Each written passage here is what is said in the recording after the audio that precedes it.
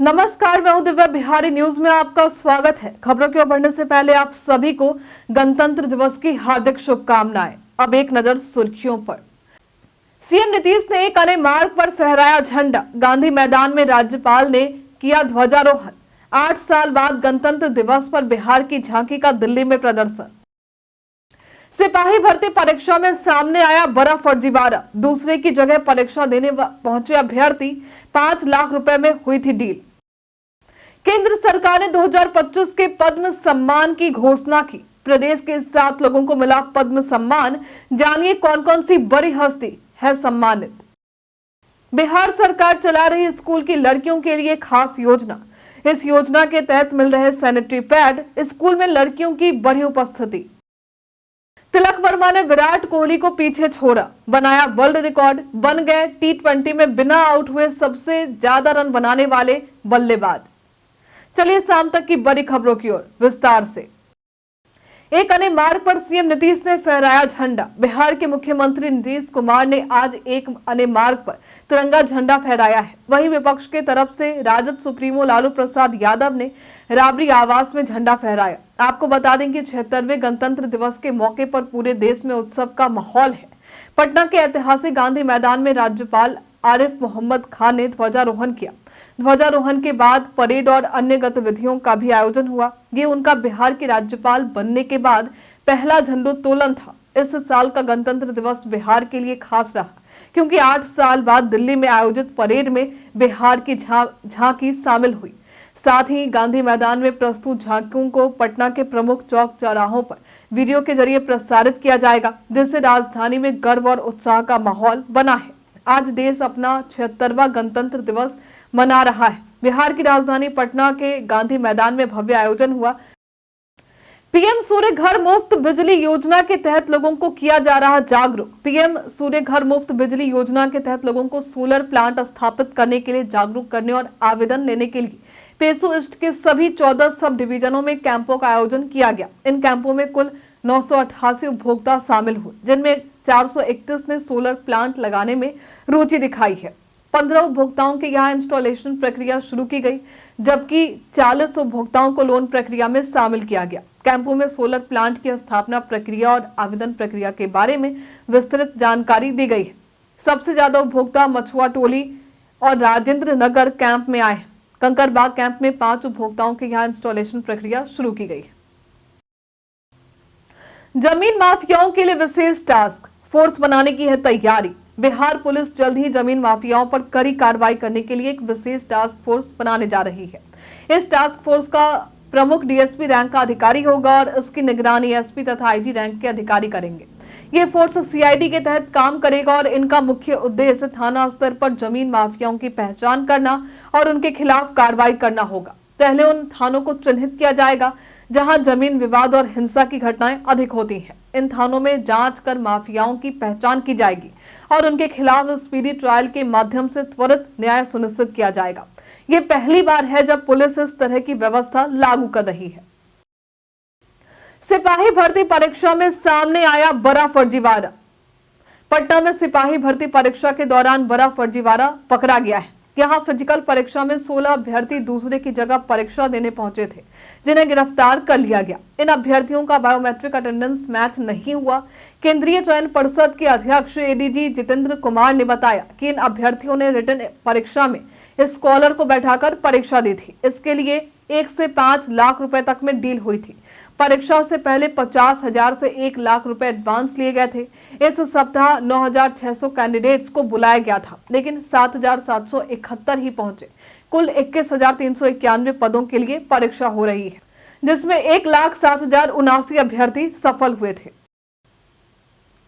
बिहार के 7 लोगों को मिलेगा पद्म सम्मान। केंद्र सरकार ने 2025 के पद्म सम्मान की घोषणा की, जिसमें बिहार के 7 लोग शामिल हैं।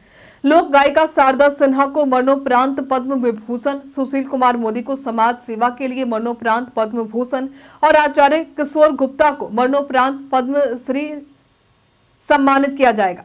इसके अलावा बिहार के 5 और लोगों को पद्मश्री से सम्मानित किया जाना है। मुख्यमंत्री नीतीश कुमार ने इन सम्मानित व्यक्तियों की घोषणा पर प्रसन्नता व्यक्त की है और बधाई दी है। उन्होंने शारदा सिन्हा और सुशील कुमार मोदी, आचार्य किशोर कुणाल के अलावे भीम सिंह, भावेश, डॉक्टर हेमंत कुमार, निर्मला देवी और विजय नित्यानंद सुरेश्वर जी महाराज को सम्मान मिलने पर शुभकामनाएं दी। पुलिस अधिकारियों के शौर्य और पराक्रम को किया गया सम्मानित। देश आज 76वां गणतंत्र दिवस मना रहा है और बिहार की राजधानी पटना के गांधी मैदान में विशेष आयोजन हुआ। इस अवसर पर उन लोगों को सम्मानित किया गया जिन्होंने देश की सेवा में शौर्य और पराक्रम दिखाया था। सम्मानित किए गए व्यक्तियों में एयर मार्शल अवधेश कुमार भारती पूर्णिया को अति विशिष्ट सेवा पदक, मेजर जनरल राकेश कुमार झा पटना से, उन्हें भी उत्कृष्ट सेवा के लिए ब्रिगेडियर रजनीश मोहन मुजफ्फरपुर को सेवा मेडल और अन्य सैन्य अधिकारियों और हवलदारों को गैलेंट्री पुरस्कार के साथ 7 लाख रुपए तक की राशि दी गई है।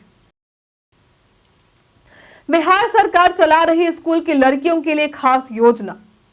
मुख्यमंत्री किशोरी स्वास्थ्य योजना से स्कूलों में बच्चियों की बढ़ी उपस्थिति। बिहार में मुख्यमंत्री नीतीश कुमार की पहल पर महिलाओं के स्वास्थ्य के लिए कई योजनाएं चल रही हैं, जिनमें से एक है मुख्यमंत्री किशोरी स्वास्थ्य योजना।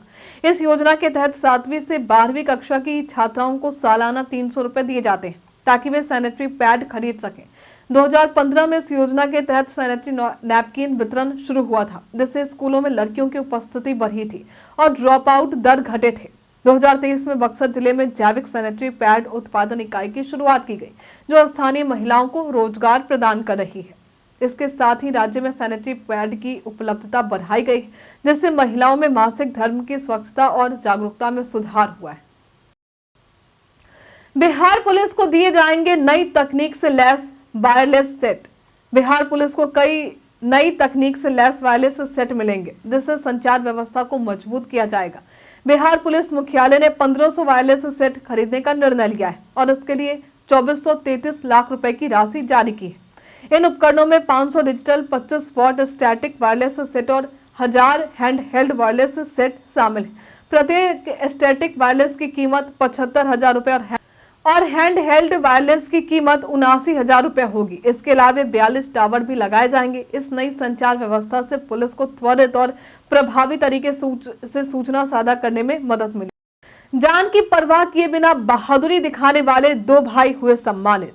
कटिहार में हुए एक दर्दनाक नाव हादसे में 11 लोगों की जान बचाने वाले 2 भाइयों गब्बर सिंह और सुरेश सिंह को गणतंत्र दिवस के मौके पर सम्मानित किया गया। 19 जनवरी को कटिहार के अहमदाबाद प्रखंड के गदाई दियारा गोलाघाट में ये नाव हादसा हुआ था, जिसमें करीब 17 लोग डूबे थे। इस घटना के बाद गब्बर और सुरेश सिंह ने अपनी जान की परवाह किए बिना नदी में कूदकर कई लोगों को बचाया और 3 शवों को बाहर निकाला। उनके साहसिक कार्य के लिए उन्हें राजेंद्र स्टेडियम में आयोजित मुख्य समारोह में प्रभारी मंत्री नीरज कुमार बबलू ने 10-10 हजार रुपए का चेक देकर सम्मानित किया था। उनकी बहादुरी की स्थानीय प्रशासन ने भी सराहना की। पटना एयरपोर्ट के नए टर्मिनल के पास यातायात व्यवस्था बनाने की योजना। पटना एयरपोर्ट के नए टर्मिनल भवन के पास यातायात व्यवस्था को बेहतर बनाने के लिए अंडरपास या फ्लाईओवर बनाने की योजना है। नया टर्मिनल भवन अप्रैल तक तैयार हो जाएगा और उसमें यात्रियों और वाहनों के आवागमन के लिए 2 लेवल के रास्ते बनाए जाएंगे। शनिवार को डीएम डॉक्टर चंद्रशेखर सिंह की अध्यक्षता में हुई बैठक में इस पर निर्णय लिया गया। एयरपोर्ट के आसपास यातायात दबाव को कम करने के लिए 3 स्लिप रोड और 2 यू टर्न बनाने की योजना है। बीएसआरडीसी इस योजना पर काम कर रहा है। नए टर्मिनल से जहाजों की संख्या बढ़ने और यात्री संख्या दोगुनी होने की संभावना है, जिससे यातायात दबाव में वृद्धि होगी। अनंत सिंह फायरिंग मामले में 5वीं प्राथमिकी हुई दर्ज। बिहार के बाढ़ अनुमंडल के पंचमहला थाना क्षेत्र में पूर्व विधायक अनंत सिंह के समर्थकों और सोनू मोनू गुट के बीच फायरिंग के मामले में 5वीं प्राथमिकी दर्ज की गई। मुकेश सिंह की पत्नी हीरा देवी ने ये प्राथमिकी दर्ज कराई, जिसमें सोनू मोनू और उनके पिता प्रमोद समेत 5 नामजद आरोपित किए गए। पहले ही जलालपुर नौरंगा शूट आउट मामले में 4 प्राथमिकी दर्ज हो चुकी है। इसमें पूर्व विधायक अनंत सिंह के समर्थक उदय यादव को गोली लगने का मामला भी शामिल है। सोनू और रोशन को गिरफ्तार कर जेल भेज दिया गया है, जबकि अन्य आरोपी भी पुलिस के निशाने पर है। पुलिस ने कई धाराओं में एफआईआर दर्ज की है और इलाके में तनाव बना हुआ है। वीडियो वायरल होने के बाद घूस लेने के मामले में प्राध्यापिका निलंबित। बेगूसराय में एक प्रधानाध्यापिका द्वारा प्रैक्टिकल परीक्षा में नंबर बढ़ाने के नाम पर अवैध राशि वसूलने का वीडियो वायरल होने के बाद जिला प्रशासन ने कार्रवाई शुरू कर दी। डीएम तुषार सिंगला के निर्देश पर प्रधानाध्यापिका प्रगति कुमारी को निलंबित किया गया है। मामला डंडारी प्रखंड के उत्क्रमित माध्यमिक विद्यालय नया टोला कल्याणपुर का है, जहां एचएम छात्रों से नंबर देने के बदले पैसे मांग रही थी। वीडियो में दिखाया गया कि एक छात्रा ने 2 छात्रों के बदले 1400 रुपए दिए, जिसके बाद डीईओ ने उन छात्रों को 3 विषयों में 29, 29 और 28 नंबर देने का आश्वासन दिया। डीएम के विभागीय जांच का आदेश दिया है और जिला शिक्षा पदाधिकारी को कार्रवाई का निर्देश दिया है। कटिहार के वरीय उप समाहर्ता हुए निलंबित। कटिहार के वरीय उप समाहर्ता अनिमेश कुमार को निलंबित कर दिया गया है। बिना अनुमति के लंबे अनुपस्थिति रहने के कारण ये कार्रवाई की गई है। सामान्य प्रशासन विभाग ने इस संबंध में आदेश जारी किया है। अनिमेश कुमार ने अप्रैल 2023 में कुछ दिनों का अवकाश लिया था, जो स्वीकृत था, लेकिन अवकाश समाप्त होने के बाद उन्होंने ईमेल से 1 महीने का अतिरिक्त अवकाश लिया, जिससे अधिकारियों ने मंजूरी नहीं दी। इसके बावजूद वे कार्यालय वापस नहीं लौटे और उचित स्पष्टीकरण भी नहीं दिया। विभाग ने उनके जवाब को असंतोषजनक पाया और उन्हें अनुशासनहीनता का दोषी ठहराते हुए निलंबित कर दिया। निलंबन के दौरान उन्हें भागलपुर आयुक्त के कार्यालय में रहना होगा और जीवन निर्वाह भत्ता मिलेगा। हरियाणा आर्थिक अपराध इकाई ने पटना में की छापेमारी। पटना में हरियाणा आर्थिक अपराध इकाई यानी ईओयू की टीम साइबर अपराधियों रोशन सिन्हा और कृष्ण कन्हैया की तलाश में लगातार छापेमारी कर रही है। इन अपराधियों ने दिल्ली और हरियाणा के युवकों से नौकरी दिलाने के नाम पर 50 लाख रुपए से अधिक की ठगी की थी। दोनों युवकों के खिलाफ पटना के पीर बहोर और कदम कुआं थाने में मामला दर्ज है। टीम ने उनके ठिकानों पर छापेमारी की, लेकिन वे फरार हो गए। हेम नारायण तिवारी, जो पहले गिरफ्तार हो चुका है, उन्होंने दिल्ली पत्रकारिता की पढ़ाई के दौरान रोशन और कन्हैया के साथ मिलकर ठगी की थी। उन्होंने 1 दर्जन से अधिक लोगों से पैसे लेकर नौकरी दिलाने का झांसा दिया था। जांच अब उड़ीसा और झारखंड में भी चल रही है। तिलक वर्मा ने विराट कोहली को पीछे छोड़ा, बनाया वर्ल्ड रिकॉर्ड। टीम इंडिया ने इंग्लैंड को दूसरे T20 मैच में 2 विकेट से हराकर 5 मैचों की सीरीज में 2-0 की बढ़त बना ली है। इस मैच में तिलक वर्मा ने नाबाद 72 रन बनाकर भारत को जीत दिलाई और विराट कोहली का रिकॉर्ड तोड़ा। तिलक ने 55 गेंदों में 4 चौके और 5 छक्के मारे। उनके इस पारी के साथ ही वे T20 इंटरनेशनल में बिना आउट हुए सबसे ज्यादा रन बनाने वाले बल्लेबाज बन गए। उन्होंने 318 रन बनाए। इससे पहले ये रिकॉर्ड विराट कोहली के नाम था। तिलक ने न्यूजीलैंड के मार्क चैपमैन को भी पीछे छोड़ा, जिनके नाम 271 रन थे। अब तिलक के पास ये रिकॉर्ड और आगे बढ़ाने का मौका है। बीते दिन हमारे द्वारा पूछे गए सवाल का आप लोगों में से बहुत सारे लोगों ने अपना जवाब हमें हमारे कमेंट सेक्शन बॉक्स में लिखकर दिया है। जिन्होंने हमारे द्वारा पूछे गए सवाल का जवाब, जिनके नाम है संजय कुमार, रंजीत कुमार, कौशलेंद्र कुमार सिन्हा, राजकिशोर महतो, मोहम्मद साकिर हुसैन, बिट्टू कुमार, मोहम्मद एहसान, कुश कुमार यादव, छोटू राजा, जितेंद्र ठाकुर, कुंदन, शशि कुमार, अनवर, करीम खान। इसी के साथ बढ़ते हैं आज के सवाल की ओर। आज का सवाल है, आज आप गणतंत्र दिवस पर क्या कहना चाहेंगे? आप अपना जवाब हमें कमेंट में लिखकर जरूर बताइए। आज के लिए फिलहाल इतना ही। बिहार के तमाम खबरों के साथ बने रहने के लिए देखते रहे बिहारी न्यूज, और साथ ही अगर आप यूट्यूब से देख रहे हैं तो चैनल को लाइक करना और सब्सक्राइब करना। अगर आप फेसबुक से देख रहे हैं तो पेज को फॉलो करना ना भूलें। धन्यवाद।